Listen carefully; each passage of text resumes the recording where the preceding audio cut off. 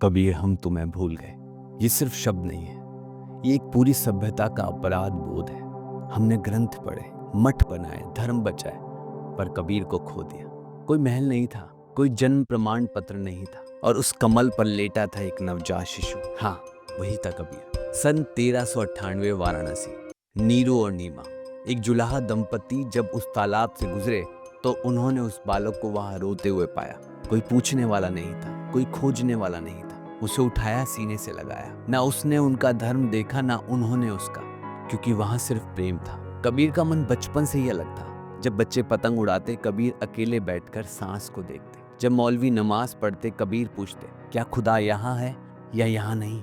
जब ब्राह्मण यज्ञ कराते, कबीर बोलते, अगर तू खुद को जान ले तो अग्नि तेरे भीतर है। उन्हें बचपन से एक शब्द परेशान करता था, झूठ। कबीर ने पोथियों को नहीं पूछा, उन्होंने ढाई आखर प्रेम को पूछा। पोथी पढ़ पढ़ जग मुआ, पंडित भया न कोय। ढाई आखर प्रेम का, पढ़े सो पंडित होए। ये केवल दो पंक्तियां नहीं थी, ये उस युग में सबसे बड़े धार्मिक आतंकवाद पर चोट थी, जब धर्म व्यापार बन चुका था। कबीर ने सत्य को खड़ा किया। कहा जाता है कि एक बार दिल्ली के सुल्तान सिकंदर लोधी को कबीर की बातों पे क्रोध आ गया। उन्होंने फरमान निकाला, इसे पकड़ो और मार दो, ये व्यक्ति हमारे धर्म को तोड़ता है। कबीर को गिरफ्तार किया गया। पहली कोशिश उन्हें हाथी के पैरों तले कुचलवाने की।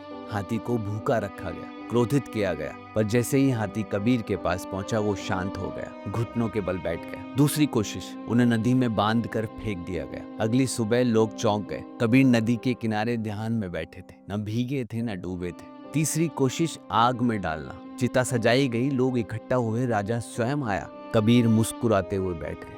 अग्नि जलाई गई, पर न आग लगी न कबीर जले। काशी के मंदिरों में पुजारी कहने लगे, ये व्यक्ति हमारी परंपरा को अपवित्र कर रहा है। कबीर ने उत्तर दिया, जो मस्जिद में अल्लाह ढूंढे, जो मंदिर में राम, वो मूर्ख है, क्योंकि ईश्वर ना बाहर है ना ऊपर, ईश्वर तो भीतर है। कबीर चाहते थे गुरु बनाना, लेकिन कोई उन्हें स्वीकारता ही नहीं था, क्योंकि वो जुलाहा थे। एक बार तड़के सुबह कबीर ने जानबूझकर गुरु रामानंद के रास्ते में सीढ़ियों पर लेट गए। रामानंद ने पैर रखते हुए कहा, राम राम कहो, और कबीर वही शब्द पकड़ बैठे।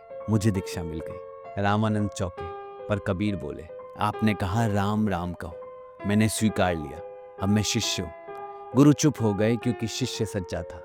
कबीर ने साधु की पोशाक नहीं पहनी, न कभी माला पहनी, न कभी माथे पर चंदन लगाया। वो जुलाहा ही रहे, क्योंकि उन्होंने कभी दिखावा नहीं किया। माला फेरत जुग भया, फिरा न मन का फेर। कर का मन का डार दे, मन का फेर। कई बार कबीर को गालियां दी गई, कई बार घरों से निकाला गया, कई बार पत्थर मारे गए, पर हर बार उन्होंने उत्तर दिया प्रेम से। उन्होंने कभी किसी धर्म को नहीं तोड़ा, बल्कि धर्म के नाम पर फैल रहे अंधविश्वास को तोड़ा। एक बार एक ब्राह्मण ने कबीर से कहा, तू नीच जाति का है, तुझे वेद पढ़ने का अधिकार नहीं। कबीर मुस्कुराए और बोले, जाति ना पूछो साधु की, पूछ लीजिए ज्ञान। मोल करो तलवार का, पड़ा रहन दो म्यान। वो ब्राह्मण मौन हो गया। कबीर के अंतिम समय में हिंदू और मुस्लिम दोनों उनकी लाश के लिए लड़ पड़े। हिंदू बोले, ये हमारे थे, मुस्लिम बोले, नहीं ये हमारे थे। झगड़ा बढ़ा। जब चादर हटाई तो शरीर की जगह फूल मिले। कबीर चले गए, पर शब्द छोड़ गए, सत्य छोड़ गए। अब सवाल ये है कि हम क्या अब भी उन्हें याद करते हैं, या हम भी उन्हीं की तरह जीना चाहते हैं? क्योंकि जहां देखूं वहां तू ही तू, और मैं मिट गया हूं कहीं। नमस्कार।